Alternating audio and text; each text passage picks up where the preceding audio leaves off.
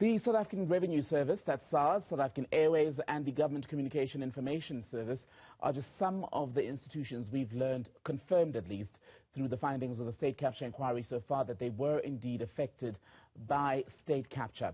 The African People's Convention leader and former Standing Committee on Public Accounts chairperson, Themba Godi, will have dealt with many of the issues that arose during the state capture years with the committee, with the Standing Committee on Public Accounts. Very good evening to you. Welcome to News at Prime. So let's start right there. How much of what we've heard and read in the report so far mirrors the problems that you faced as SCOPA when you wanted accountability on the running of departments and SOEs? Well, you know, that's exactly what went through my mind as I was going through the report, that actually we dealt with much, much more than what the report is giving. And the question that crossed my mind was, how different is this report from the reports of the Auditor General, which were coming out on an annual basis, very detailed, pointing out to the shenanigans that were happening, whether at SAA or at Transnet or at Eskom. And, you know, commissions by their very nature can become a bit political. And so the question will be, the people who have been named in the report, are they the only ones? Is that exhaustive? Or are they the key ones? How was it determined that they're the key ones and others had to be left out? So to answer your question, yeah, we dealt with much more than what is contained in this report. And as we were all reading that report, I mean, I recall a time with SAA, I just am not too clear on the timelines at this point between your term and the term of the current chair, Mkhuleko Hlengwa, when there was a great deal of frustration with SAA management coming forward to account, a great deal of frustration with the availability of some of the records that would speak to their finances. Remind us of what was going on at that time and why you kept hitting a brick wall, especially where SAA was concerned. Correct. You'll recall that we actually issued out a statement to say SAA was under siege from its employees. This was, as you correctly point out, after we had called them to Parliament and were not satisfied with the responses, and we decided to go to SAA. We camped there for almost a week. We went through the various offices and the various divisions within SAA, met with management, met with the workers in the absence of management, and sought to get their views. And I can tell you that when we were there, 2017, 2018, the revenue generated by SAA was 30 billion and the expenditure was 33 billion, which means you had a difference of 3 billion. And we're very clear where the leakages were. And the then CEO was also very clear about what needed to be done to bring SAA to profitability. But I think political decisions taken led to where we are, where the airline had to be liquidated. And the issue of Dudumiani's tenure and her rather long, or lengthy stay, shall I say, as chairperson of SAA is flagged as an issue in this latest report. Some have said that the reason she stayed there was precisely because she enjoyed a rather close relationship with the president at the time, Jacob Zuma. She survived a fallout with the then Public Enterprises Minister, Malusi Gigaba, at the time to do with arrangements around the sale versus leasing of aircraft, if I recall that correctly. In your interactions with her, the limited ones where she did show up in Parliament, how did you find her to be as a leader accounting to the Houses of Parliament? Well, you know, let me just straighten this up. Anybody who is a leader in the SOE serves at the pleasure of their political principles. I can tell you many people feel the CEO of Eskom should have long been fired, but that is kept there because the political leadership in place does not want him to go. So it could have been with Ms. Dudumieni. But let me say, when we met her in Parliament and when we came to SAA, we found her demeanor and her eagerness to respond to our queries very contrary to the public image that has been there. I'm not saying that she didn't do wrong, but the impression that we got in the almost week-long stay that we were there gave us a sense that here was a person who was very different from the public person that has been shown to us. Remember, when we went to SAA and looked at their procurement processes and amounts, we found that about 10% of their procurement went to African business people, and the rest went to traditional white companies. And so if that was the case and the looting was happening at SAA, yes, you have leadership on one hand, but you also have companies that were looting, especially at SAA Technical, which was actually the great generator of revenue at SAA, which nobody was prepared to touch because it was an Afrikaner bastion that everybody feared to go into. We went there, we spent the whole day at SAA Technical. We saw how this group of technicians would stand for a long time just chatting, and only when we appear do they then move to go and do their work. Planes were coming to be serviced there and not paying. Spare parts were being lost. I mean, gearboxes of aeroplanes getting lost. They couldn't tell us which parts were where.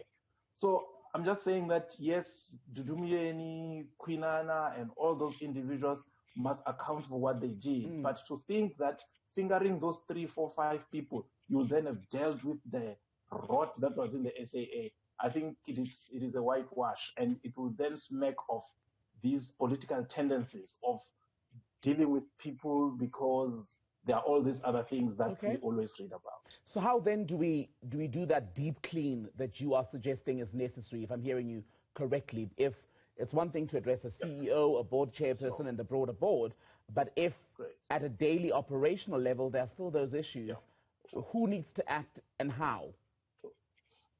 Well, look, that's why I say if you look at the report of the Auditor General, remember SAA was audited by private companies, and all along they got unqualified audits. It was only when the Auditor General came in and delved deep that all the rot started to come out. But the major problem for which the board and management of SAA are guilty of was not to act on the findings of the Auditor General, because that and that alone is what would have stopped the rot.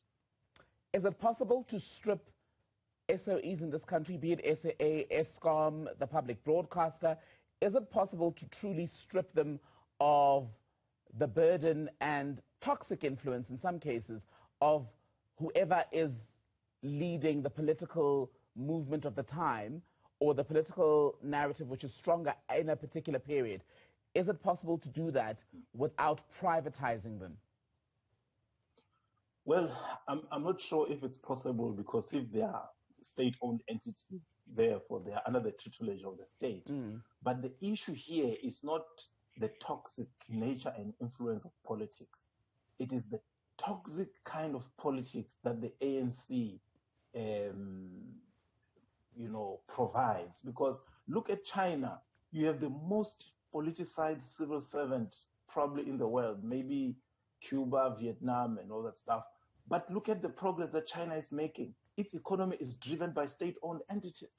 So it is the nature of politics and its intent. I mean, these state-owned entities were established by the Afrikaners to serve a purpose, and they serve that purpose well. So the problem is in the nature, the rent-seeking politics of the ANC that seeks to extract value from SOEs without putting any value into them. So for me, the issue is not to cleanse them of political influence, but it is the toxic kind of politics that comes from the majority party that is impacting negatively on almost all of the entities which were working well for the Afrikaners prior to 1994. Do you expect we'll see a repeat then of what you just highlighted, even post the Zondo report era, and when those who are perhaps jailed or punished in various other ways have received their due punishment? Look, my brother, in the ANC, there are no devils and angels. They are all the same. Look at this. We're talking right now about what happened during the Zuma era. But you know that Eskom, for example, immediately President Ramaphosa came in, the then Minister Jeff Hadebe went to sign on behalf of Eskom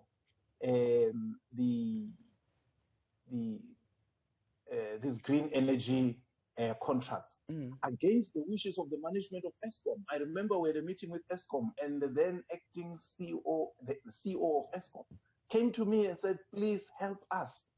These things are bleeding us, and the minister went to sign on our behalf against our wish as management. And you can see where we are with ESCOM, where load shedding has become normalized. It has become a normal part of life. Look at Transnet and what has happened to Transnet. I mean, 2, 3, 4 years ago, Transnet was the best performing CEO, with revenue running into billions. But right now we're told Transnet is nowhere. Look at Janelle. Workers at Janelle don't know whether they will be paid at the end of the month or not. And if they're going to be paid, it depends on how much money they've put in. And all of these things are happening now under this current leadership. So from where I'm seated and my experience, having been there under Mbeki, under Mtante for a brief period, Zuma, and briefly under Ramaphosa, is that each one of the leaders, when they come in, they come with their crew. Their crew must benefit whilst they demonize the crew of the guy they've just pushed out. So, yes, the president will definitely act because of the pressure and the publicity that you in the media are giving to these things. But it also serves him well because most of the people that are named here are people who are on the other side in relation to the factional battles within the ANC. So he will definitely enjoy nailing them. Not so much because we're after clean governance than that it actually gets rid of opposition at home, internally in the ANC. Let me ask you then about a recommendation from the report that we've seen so far for the establishment of an independent agency that would fight corruption in public procurement, protection of whistleblowers, and also address the issue of deferred prosecution agreements. As a future solution, how confident are you that that will make a difference to all that you've just outlined? No, look, I think they're just trying to sound intelligent. It makes no sense. We are a country where the legislature passes laws, establish institutions. We have all the institutions in this country to fight corruption. We have all the laws and all the regulations to fight corruption. Our problem, implementation. So it's not for lack of any structure. And I don't see how, when you say you're fighting corruption, you want to introduce deferred prosecution for the rich, that when they are corrupt, give them an opportunity to repent, to repay, and promise that they won't do it again. And then you and then you let them go. No, it cannot be. You can't have one rule for the poor, ordinary me and you, and then you have another rule for big companies, for the rich. So I think that suggestion it's a very weak and unfortunate one, because it basically says we don't have enough institutions, we don't have trust in these institutions, let's create a new one. Who is going to run them? Who is going to appoint them? If they are going to be appointed by the same people from the ANC, if it's still in power, how are you going to get different results when all along, through the same party, different leaders, you have had only the same results? Themba Godi, former SCOPA chairperson, good to speak to you as always. Thank you for your time. Thank you. Thank you.